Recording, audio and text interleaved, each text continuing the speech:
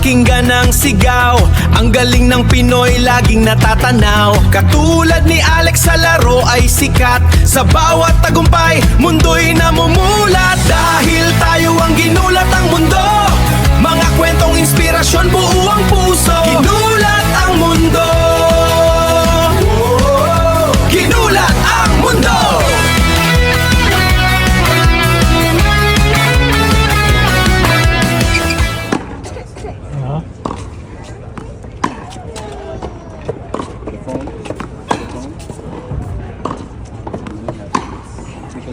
Kagulat World, isang hindi inaasahang kaganapan ng Humanix sa iconic Indian Wells Tennis Garden kamakailan.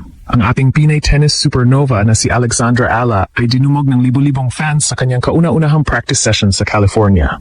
Kahit warm-up pa lang at simpleng drills, ang stadium ay naging dagat ng cheers at hiyawan. Yung energy, parang isang volcanic eruption. Ang mga fans ay packing the stands shoulder to shoulder, desperate na makasilip man lang sa bawat swing ng ating pambato. Ang simpleng practice ay naging pure chaos na nagpapatunay sa rockstar status ni Alex sa mundo ng tennis.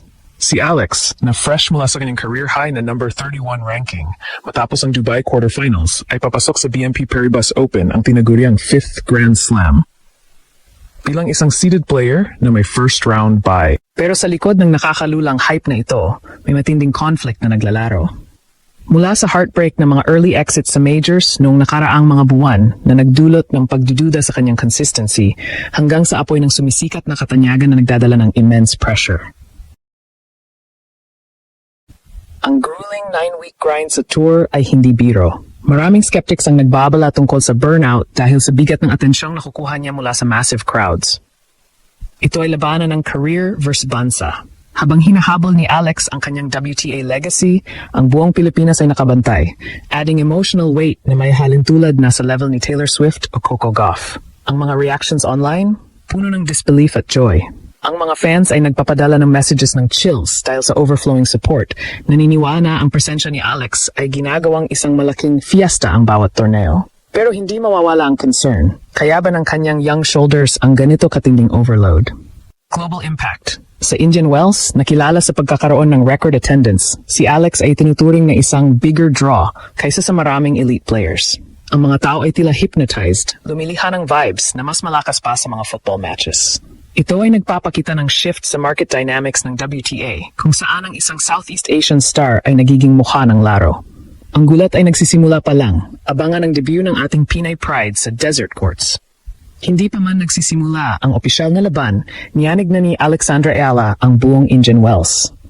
Ang kanyang unang practice session ay naging isang global headline nang dumagsa ang libu-libong fans, turning the practice courts into a hypnotic sea of white, blue, and red.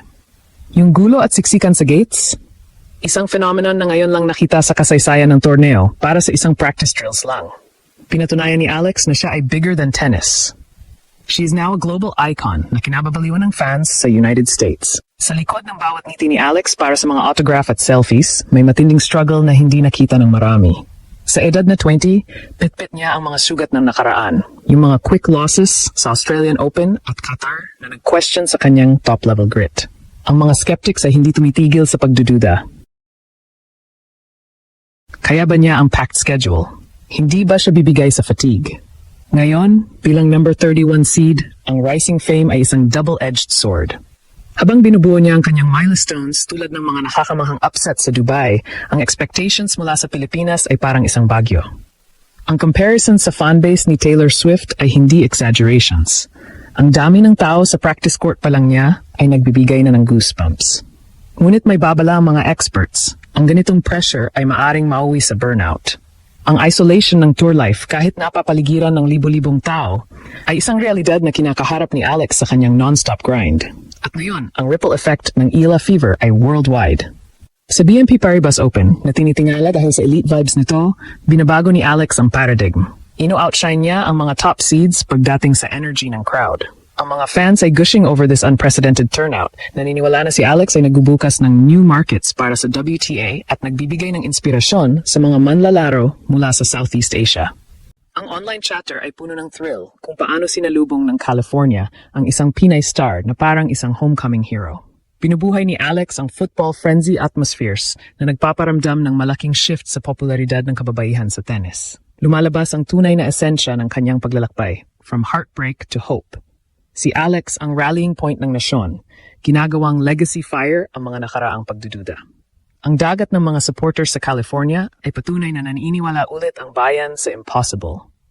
Mula sa pagiging underdog, ngayon ay isa na siyang seeded threat na kinatatakutan ng mga kalaban. Ang energy ay patuloy na bumubuo at ang buong Pilipinas ay nagkakaisa para sa kanyang tagumpay. Ang tanong ng marami, ito na ba ang simula ng isang deep tournament run na maglalagay sa atin sa tuktok? Abangan ang bawat palo dahil ang kasaysayan ay sinusulat na sa disyerto.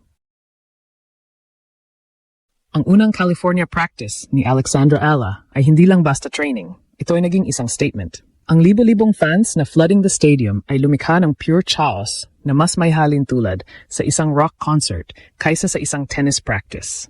Ang hypnotic vibe na ito ay nagpapatunay na ang star power ni Alex ay next level. Hindi na lang siya basta manlalaro, siya ay isang movement na kinikilala ng buong mundo. Sumisid tayo ng mas malalim sa drama ng kanyang journey. Mula sa mga tagumpay sa juniors hanggang sa mga pro heartbreaks, tulad ng maagang pag-exit sa Wimbledon, hindi naging madali ang path ni Alex. Ang surge ng kanyang katanyagan ay lalong nagpaigting sa conflict. Career versus bansa on steroids, habang hinahabol niya ang mailap na WTA 1000 glory. Ang mga national hopes ay nagdaragdag ng emotional layers na maaring maging inspirasyon o pabigat. Ang mga experts ay madalas siyang ikumpara kay Coco Gauff pagdating sa crowd-drawing power. Pero may kalakip itong babala tungkol sa potential pressure cracks. Sa loob ng packed arena sa Indian Wells, habang ang bawat hiyaw ay nagbibigay ng goosebumps, kailangang hanapin ni Alex ang balanse sa gitna ng hype. Ang mga reactions mula sa nakaraang Australian Open cues, kung saan mas mabilis mapuno ang stands para sa kanya kaysa sa ibang top stars, ay nagpapakita ng disbelief sa bilis ng kanyang pagangat. Hinahangaan na marami ang kanyang unbothered poise, ang kakayahan niyang manatiling kalmado sa gitna ng ingay na parang isang veteran na sanay na sa Baguio. Sa mas malawak na scale, ang Ila phenomenon ay nilalamon na ang sport. Sa Indian Wells, tinatawag si Alex na ticket shifter. Ang mga fans ay desperadong makakuha ng kahit anong glimpse sa kanya, transforming practice courts into spectacles na mas buhay pa sa mga main events. Ang online buzz ay nakatuon sa kung paano binabago ni Alex ang diversity sa WTA. Ang kanyang presensya ay hindi lang nakaka-inspire sa global youth, kundi vexing din para sa kanyang mga rivals dahil sa nakakatakot na suporta mula sa mga Pinoy fans.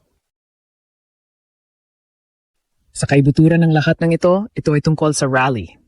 Mula sa mga pagkatalo na nagdulot ng heartbreak sa bayan, ngayon ay buhay na buhay ang hope at legacy. Si Alex Ala, ang spark na nagpapaniwala sa atin ulit sa ating Grand Slam aspirations. Ang naganap na fan takeover sa California desert ay isang call to arms para sa lahat ng Pilipino. Ito ay pagpapakita ng pride sa kanyang resilience at paniniwala na kaya niyang talunin ang anumang odds sa gitna ng kaguluhan. Maulit kaya ang gulat sa pamamagitan ng isang malalim na run sa torneo. Ang Pilipinas ay umuungal sa support. Ang kanyang journey mula sa pagiging wildcard na nanggugulat patungo sa pagiging isang seeded contender ay patunay na ang pangarap ay abot kamay na. Ano ang iyong prediction? Ito na ba ang ultimate triumph ni Alex sa California? Isang bagay ang sigurado, ang mundo ay nakatitig, ang fans ay handa ng sumigaw at ang ating tennis warrior ay handa ng sumabak. Laban Alex, laban Pilipinas.